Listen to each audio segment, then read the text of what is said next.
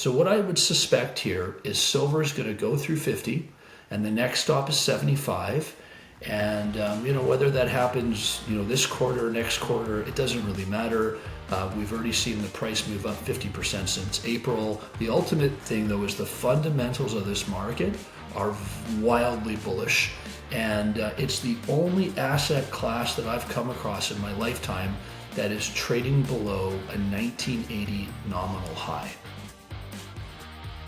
Shawn Khunkhun, CEO of Dolly Varden Silver. It's a true pleasure to host you today on Palisades Gold Radio. Grateful to be here. Thank you. It's a really exciting time to talk with you today, Shawn. Silver's flirting with $45 an ounce on the futures market. But before we start talking about that, some supply and demand dynamics, I know you're deep into that space as well. I would love to dive into your background, really, how and when you started in the precious metals markets. So part of me feels like I was born into it. I'm the son of two Indian immigrants that moved to Canada in their 20s. And as a child, there was this long-standing tradition of giving gold on significant milestones, birthdays, weddings, anniversaries, and whatnot. And I'll be honest, I'll be truthful. As a teenager growing up in Vancouver, BC, not being taught anything about monetary history, the Austrian School of Economics, I actually thought my parents were crazy. But as I got into the mining industry, so in 2004, at the age of 22, I started working in the mining industry. I started traveling to conferences. I started to listen to thought leaders like Frank Giustra and Rick Rule and so on. And what my parents were telling me started to resonate. And they were farmers back in India, and when they'd have a successful harvest, they would either expand the farm or they would get exposure to mainly gold, but all precious metals. And so my background is I'm now 44 years old. I've been in the mining industry for 22 years. I am the CEO of Dolly Varden Silver. And outside of Dolly Varden, I work with the Fiore group of companies, and we're quite active in the space, essentially acquiring and advancing precious metals and base metal opportunities globally. Thank you for outlining that. And then follow-up question would be, why silver and why silver now? So, a lot of what we do is based on our own experience, and my experience taught me, I've lived and experienced and prospered from a precious metals bull market. So if we go back to when I started, the gold price was just coming off of $300 an ounce. And it ended up running to about $1,900 an ounce in US dollar terms in 2011.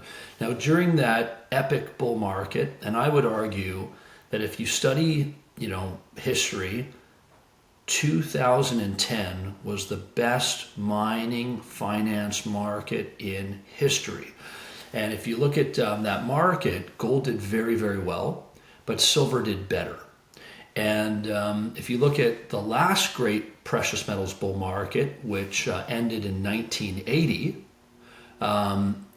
that too was a market where gold led, silver lagged, and then outperformed. So what I was trying to do for myself, my investors, my family, was to learn from the lessons of the past and to get positioned to silver ahead of the next precious metals bull market, understanding that gold is the leader, but silver will outperform. Excellent. Thank you for that outline. Recently, you referenced that we're 15 million ounces away from a price crunch, I believe. Can you perhaps explain what really that is all about?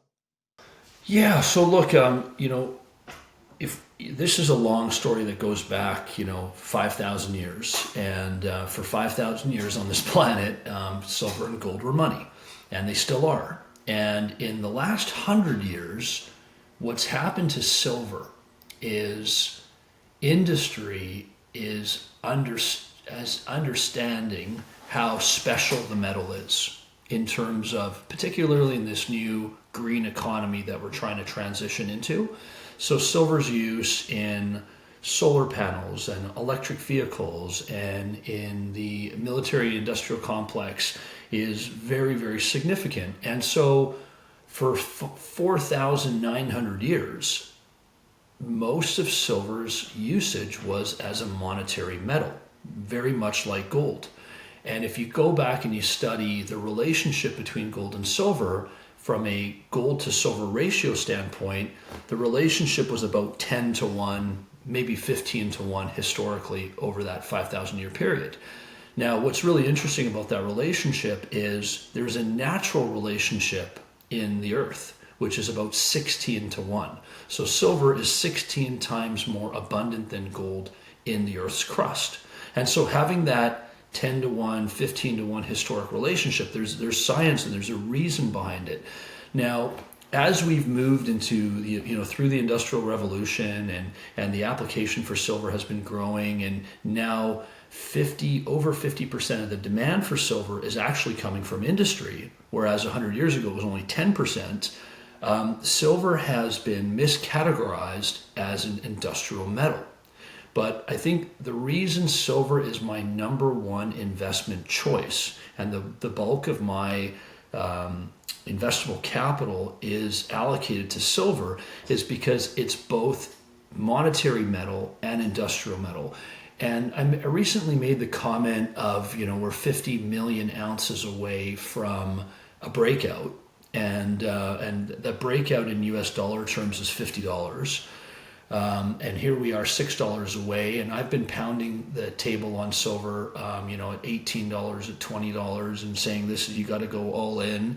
And I still have that same level of conviction, and it's because for the last 5 years, we're consuming 200 to 250 million ounces a year more than we're supplying through mining and through recycling.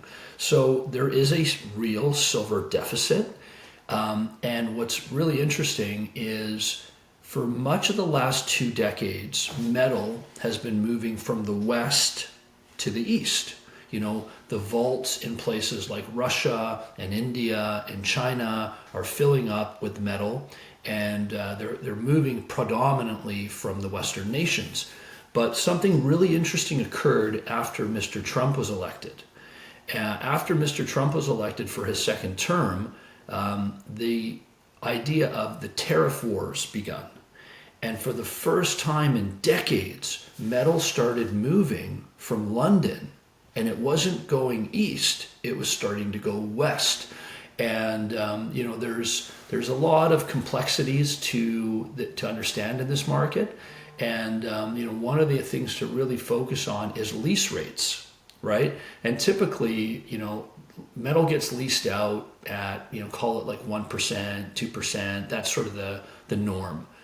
If you go back to Q1, Q2, that jumped to 7%. And so metal is getting drained out of the LBMA, and the inventories are, maybe the headline number is like 350 million ounces. So where do I come up with this 50 million ounce is the number? Well, if you look at all the ways the bullion banks hedge out product and where they are on both sides of the trade, it leaves a net 40, 50 million ounces in above ground supply. So if I were to wake up tomorrow and say, I want $2 billion of physical silver and I'm standing for delivery, the price is going to go through 50. And if you study markets, and what I would suggest is looking at the gold market in the spring of 2019, there was the introduction of gold becoming a tier 1 asset, so that gold was going to be not valued at 50% of its value, but 100%.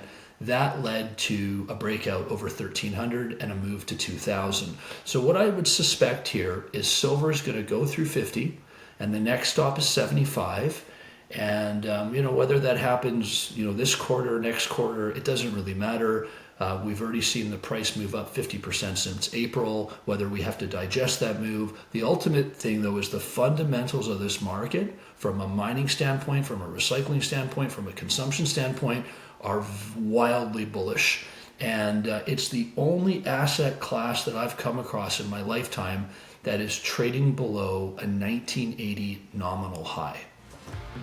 Today's episode of Palisades Gold Radio is proudly brought to you by our parent company, Palisades Goldcorp, Canada's leading junior resource investment vehicle, trading on the Toronto Venture Exchange under ticker symbol PALI. With equity and warrant positions in over 200 companies, ownership of mineral projects and royalties, and a 15% stake in newfound gold, Palisades offers investors powerful, leveraged exposure to precious metals, uranium, copper, and other critical minerals. Palisades shareholders directly benefit from our team's extensive industry knowledge and access to deal flow, opportunities historically reserved for a small group of investors. To learn more, visit us at palisade.ca and join us in our mission to level the playing field for investors.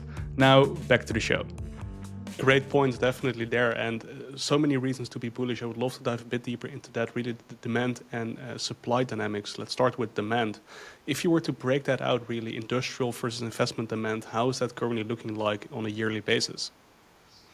I don't have the numbers at my fingertips right now, but what I think we're going to see, and these numbers will be reported, I think what's driving silver in this, like, why is silver up 50% right now? And I would suspect, and this is where history, I do know the numbers from history, industry is not the reason silver spikes. It's monetary metal demand. And so, when the data gets released at the end of the year, I would suspect it's bullion and coins that's driving this price surge, not industrial demand. Now, the industrial demand is why we're in this 200 million ounce a year deficit for the last 5 years, but I think finally silver has brought in a monetary bid. And the only really times that we've seen in the last few years where we've seen a monetary bid is once during January of 2021, the so-called silver squeeze, and then the last one was just during the COVID panic of March, April. Initially, the metal sold off on the digital market down to $11.64, only to ratchet up to what I think at the time was close to a 10-year high of $30 in August of 2020. And again, that's monetary demand. Industry does not move metal prices like that. It's steady. They're getting the supply for their metal, but there are some structural issues that we are facing as an industry. We just can't keep up with demand. And this is going to really be interesting of how this all plays out over the next 2 or 3 years, because what you really have to appreciate in this silver environment is silver is a metal where only 1 out of every 4 ounces comes from a primary silver mine.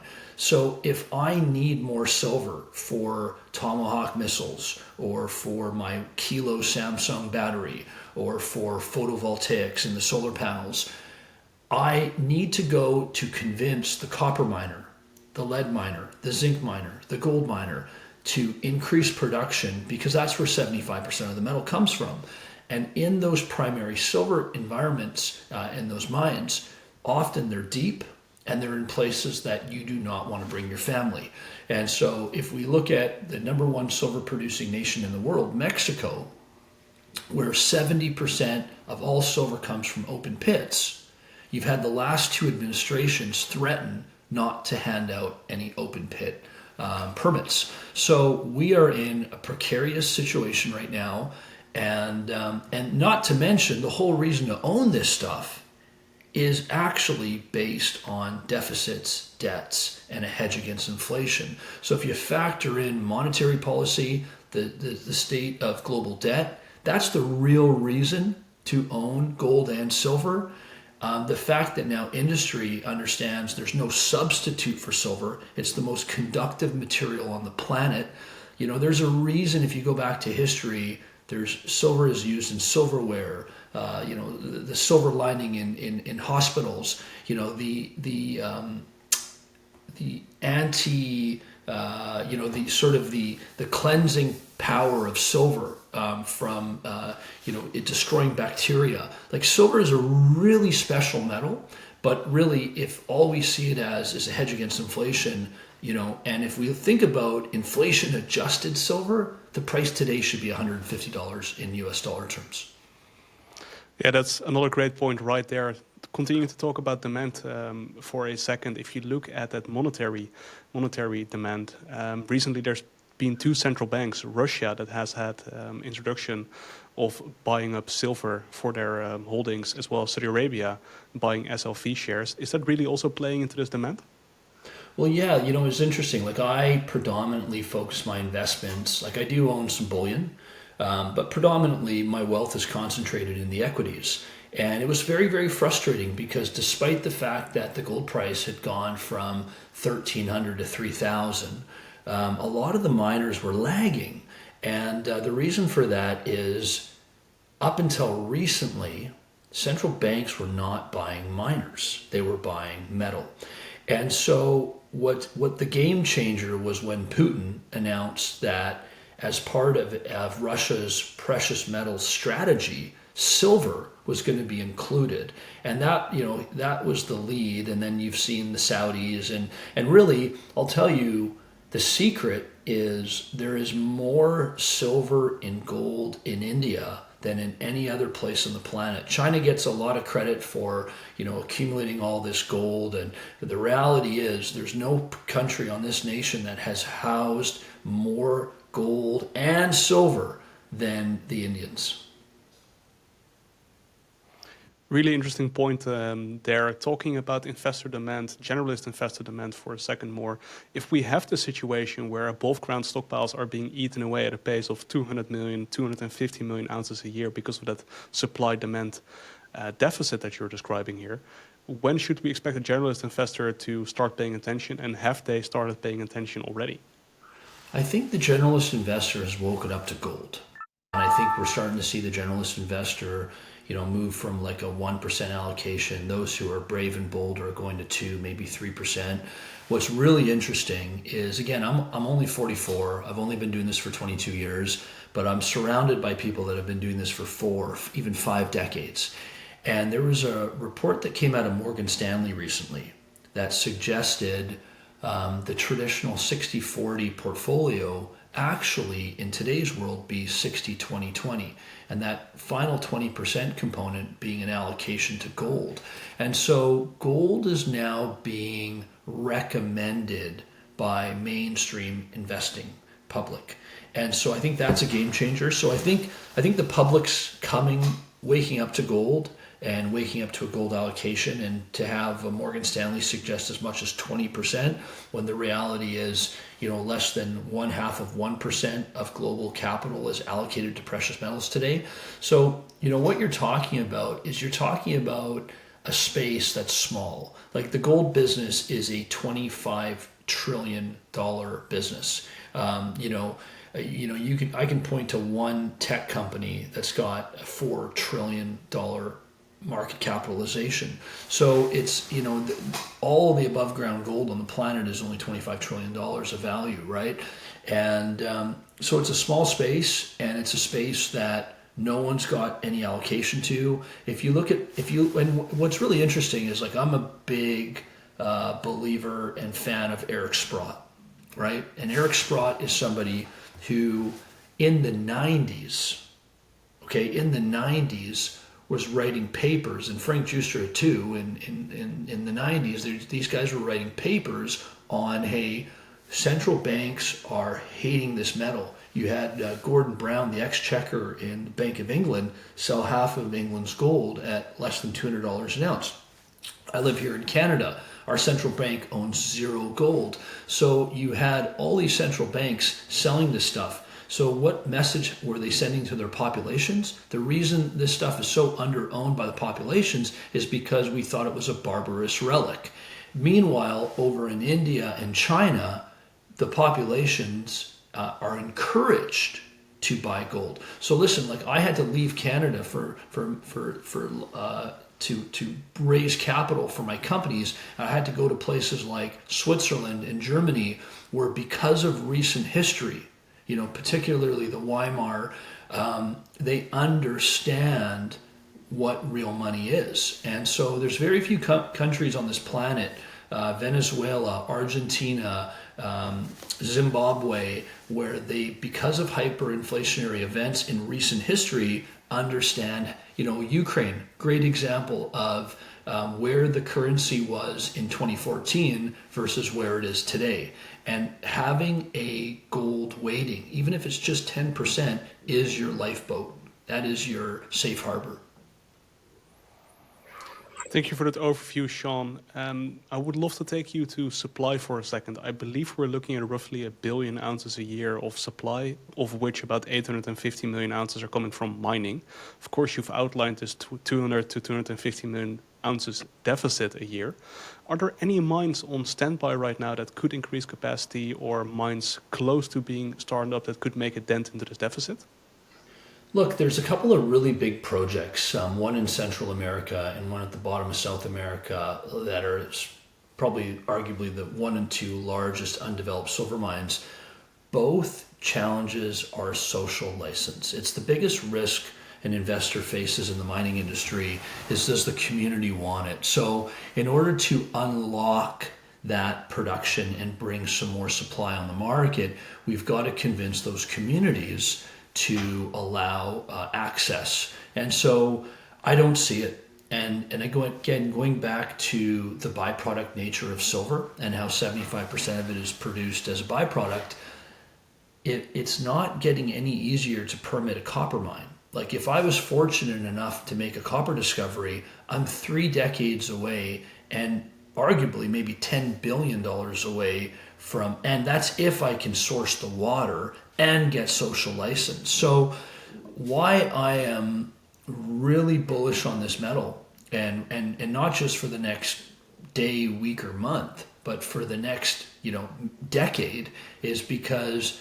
mining is an industry that takes time, that is capital intensive. And the way successful mining companies operate are the ones that are not planning for the election cycle, the 4-year election cycle here in the West. They're planning for the next century.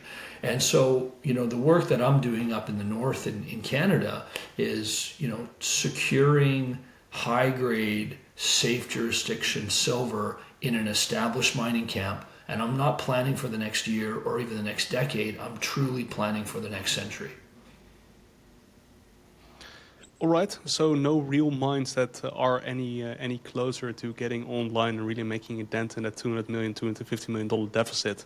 Looking at the other source of supply, of course, recycling 150 million ounces, if I'm correct, on a yearly basis. Is there a lot of capacity that could fill this demand gap? Look, I think the one thing that could happen is if we got the CPI inflation adjusted price, what could happen is there could be some silver that comes out of above ground supply. So we could see, those who've been accumulating silver decide, they're incentivized by a certain price. That could impact the market. I just don't know, on a relative basis where, you're incentivizing sellers. I think a lot of, if you really study silver and the history of silver, and some of the big support for it out west, if you study the U.S. example, so the U.S. government made gold ownership illegal, okay, and they were threatening to do the same for silver, but never got around to it, right?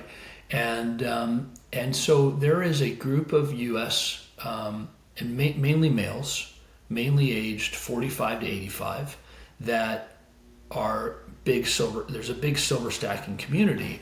And so I think for a lot of these individuals, because I've met a lot of them over the years as I've traveled throughout the U.S., I don't think there's really any price that is going to incentivize them, because, I know for myself, the metal that I own is not to be sold. It is to be either passed on or, meant for a rainy day. It's a savings tool. And, really, I know, why would I part with something to turn it into something that's losing its value? It doesn't make sense. So, But that could be a source because, look, we get into another great financial crisis or we get into a depression. And what we saw during the last one in 2008 was, looking at the price of gold, for instance, there was about a 32% correction during the period of instability. Now, having said that, there's a lot of investors who are on the sidelines right now going, you know what, I'm looking at these record valuations, we're in an everything bubble, there's too much debt, I'm going to enter this trade after the crash.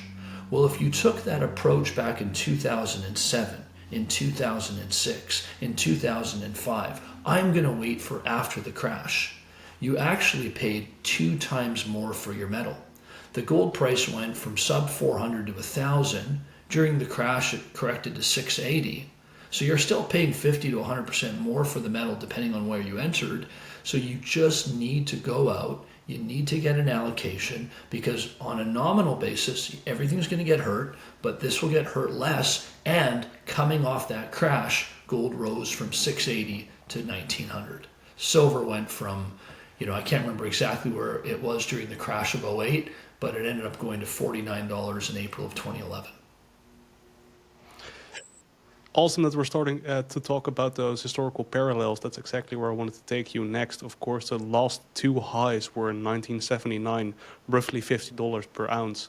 And then 2011, like you outlined, roughly $50 an ounce. Why is there a reason to believe we can take that big number out today? Well, what did $50 buy you in 2011? What did $50 buy you in 1980? So I just think that we are, it's like trying to build a house, but you keep modifying your measuring stick, right? It's impossible. And so I just think that, forget all the fundamentals that we've talked about, the increased industrial use, the challenges around getting social license, water, the capital intensity of mining projects. Forget those supply-demand fundamentals. If we just looked at it from an inflation-adjusted period, if we just focused on deficits, debt, monetary policy, and I'll tell you that really simply, if you, going back to gold, there was a long period of time, 6.5 years, where gold was stuck in a range from about 2013 to 2019. It was in the sideways range from 1,100 to 1,300 in US dollars. What signaled the move, the breakout in gold, was not USD. Because the USD is the best currency on the planet. It is, it's flawed, but it's the best choice that we have. It's the most liquid, it's the most owned, and it's really, there's a lack of dollars. There's an abundance of treasuries that get issued, but there's a lack of dollars. So there's a bid underneath the dollar. Now, my point here is when everybody needs dollars, okay, because everything is denominated in dollars, or at least 58% of everything is denominated in dollars. The point here is in every other currency, major currencies, euros, francs, yen, Aussie, Canada dollars, silver is already doing what we're talking about. It's already putting in that new ATH, that new all-time high. So the breakout's already happened. And all you have to do is go back and look at 2019. The gold breakout was telegraphed in every other currency, but it wasn't until 2019 that the breakout occurred in dollars. And so what I think will happen here, and there's something that technicians talk about, which is a triple top. And there's no such thing as a triple top, right? There's a double top, but there's no such thing as a triple top. So when silver goes to 50, it's going through 50. And what's so interesting is we've moved, just like silver's moved from 10% industry to 50, so has passive money. So we're now in a universe where the passive money crowd, is like over 50% of all managed money. And that passive money crowd relies on machines, on algorithms, right? And it's so much of our financial system is momentum based. Well, why weren't people buying gold miners and silver miners? Because there was no momentum in that space. Why does Tesla have 16 times the earnings per share valuation of Volkswagen? It's because of momentum. And so my point here is, for the first time in 14 years, we have momentum in this industry. And with that passive money crowd coming in, forget 50. We should really be talking about 150. That's also where that inflation-adjusted argument comes in, of course. If you inflation adjust at 1980s high, I believe you're talking about $150. Some people believe CPI is a lie, and then you might be talking about $250. It's not a lie. It's just, if you look at hedonics, where you can manipulate the numbers, right? So, my vehicle costs 10 times what my vehicle would have cost 20 years ago, but because it's more fuel efficient and because it has more technology in it, I'm getting more vehicle. And so it's the games that they play, and if you look at why, what's the incentive? Well, if everything is tied to CPI, if the amount of the pensions that have to go out are targeted against a CPI benchmark, well, if we really talked about 15% inflation. So it's crazy that we exclude things like, food, energy, and rent, the most important things on the planet, out of the CPI. So look, it's some fancy accounting. It's it's not the first time we've seen it out west. We've seen the Enron scandals, we've seen the Madoff scandals, and this is what we're living through, and this is why gold now is a mirror, and this is why central banks hate it so much. It's because it's truly telling us, it is the canary in the coal mine. It is truly telling us how the state of affairs. And listen, my gold target, if you think my $150 silver target's something, we should talk about my gold target, because it's a lot higher than here. Well, let's talk about your gold target for a second then. So look, when I started in this industry and I started studying, and I didn't have the experience, I was a 20-year-old kid, so what I did with gold back in 2004, 2005, is I did a inflation-adjusted gold target based on the old 1980 high, and it came out to about $1,684, and so this was like 2005, 2000, so around there. And so I'd walk around and tell people, like, inflation-adjusted gold was 1,600, and they say, you're crazy. And then where did gold go? It overshot to 1,900, right? Because that's what markets do. So I also believe, though, at the end of the bull cycle, that I really believe gold was going to average $3,500 an ounce, okay? But I thought it would spike up to 8,800. And now that was before we increased the monetary base by 25% in the spring of 2020. That was before the GFC in 2008. So my gold target in 2004-05 was 8,800 with an average price of 3,500 long term. But that's before we opted to create quantitative easing, right? And that's before I thought we would actually move to a Volcker style of austerity. I didn't think we'd do helicopter money, and that's where I was wrong. I thought interest rates were going to spike higher, and they were artificially maintained lower. I can't predict Fed policy, but it seems pretty evident now that we are going to try to inflate our way out of this. So how do we protect ourselves? We own hard assets, right? And gold and silver are special because not only are they hard assets, but they are real money with no counterparty risk. And if you're looking for leverage, you buy the gold and silver miners. Yeah, definitely. And we'll be talking about miners in just a second. I would love to talk to you about silver price suppression, or at least alleged silver price suppression by bullion banks. Is there any credence to you from your perspective? That rich and powerful people get together to Suppress the silver price, exactly right. I don't know. Possibly. But look, I believe that ultimately, I believe that real price discovery happens. Like, if I go back to the Battle of Waterloo, there was some misinformation flying around that, did France win the war? Did England win the war? And there were some bonds that traded in different directions based on what the perceived outcome of the war was, but ultimately the truth, was revealed. And so for me, I'm not worried about the short-term noise. I believe that, ultimately, real price discovery will occur, and that's what I'm focused on, not trying to get cute and trade it in between. So, if people want to suppress the price, that's not the side of the trade that I want to be on. What I was told when I first started by a very, very smart, economist. He told me, he goes, the manipulation is to the upside. This was in 2004. And I said, what do you mean? And he said, well, think about it. If we had, $5,000 gold, $10,000 gold, and we own more of it than anybody else on the planet, that is our solution to get out of our problems. So the manipulation is to the upside.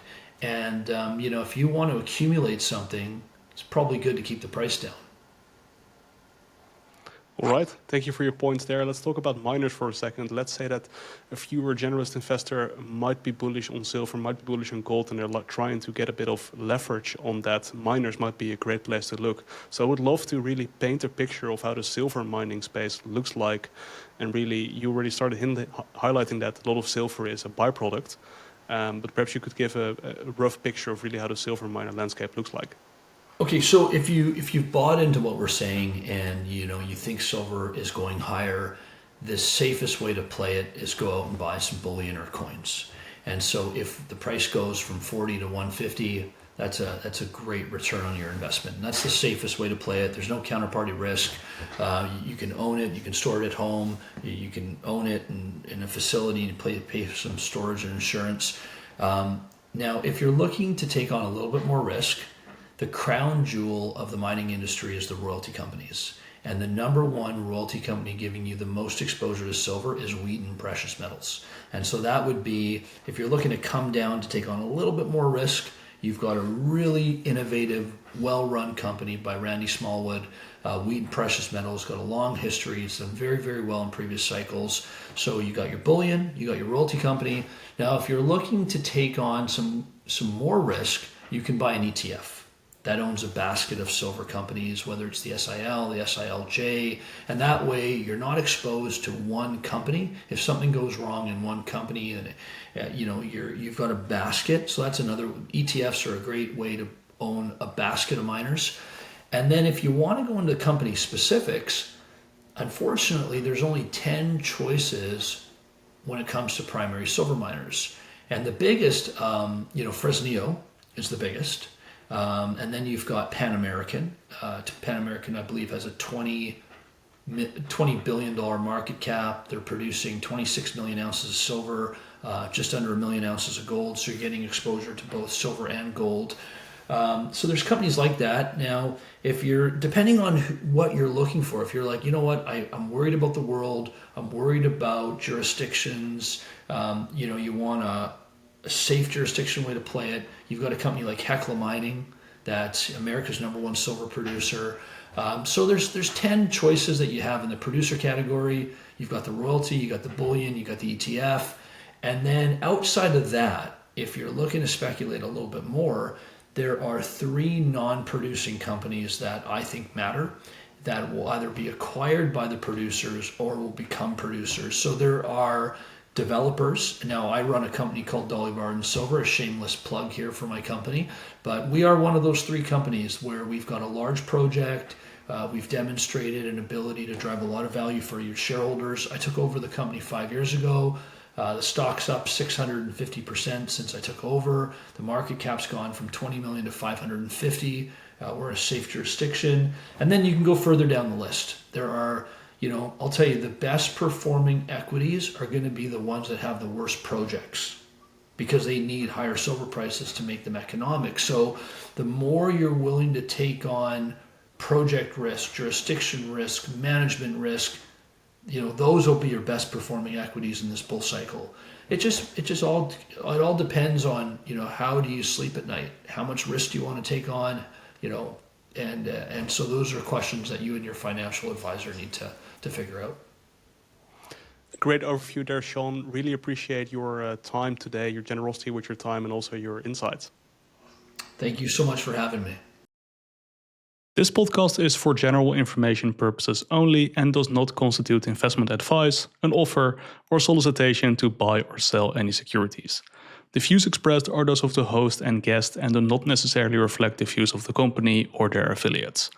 Guests on the show are not compensated for their appearance. Certain discussions may include forward-looking statements subject to known and unknown risks and uncertainties that could cause actual results to differ materially. Listeners should do their own research, consult a licensed financial advisor, and not base any investment decisions solely on the information discussed. For a full disclaimer, please visit our website, and for full disclosure and risk factors of any companies referenced, please see full available disclosure and risk factors on their CEDAR Plus at www.cedarplus.ca.